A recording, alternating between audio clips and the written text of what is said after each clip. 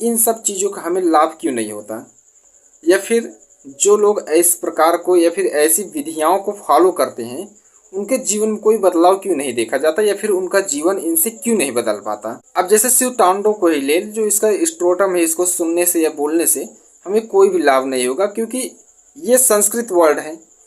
और जब पहले प्राचीन काल में संस्कृत बोली जाती थी तो उसी समय ये लिखित है या फिर लिखा गया है, लेकिन उसका जो अर्थ था वो हिंदी में सबने निकाला है।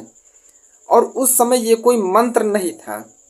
इस चीज़ को पहले आप समझिए। इस समय जो मंत्र हो गया है उस समय में वो कोई मंत्र नहीं था, वो सिर्फ एक शब्द थे, एक वाक्य थे, एक वाक्तव्य थे, जो कि भगवान की स्तुति करने के लिए या फिर परमात्मा की गुणगान फिर स्तुति करने के लिए यूज किए जाते थे, वो शब्द ही थे।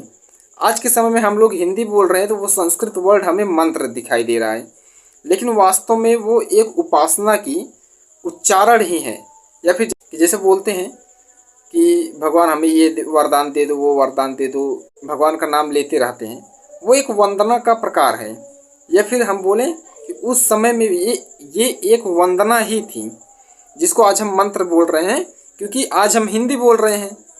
और संस्कृत हमारे भाषा से उच्च स्तर की चीज़ हो गई, इसलिए हम उसको मंत्र जान बैठे हैं।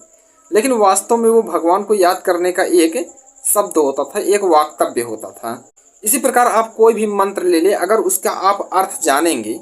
उसके वास्तविक अर्थ को आप जानेंगे कहीं से भी, तो आप पाएंगे कि वो एक वंदना है, वो भगवान से एक प्रार्थना की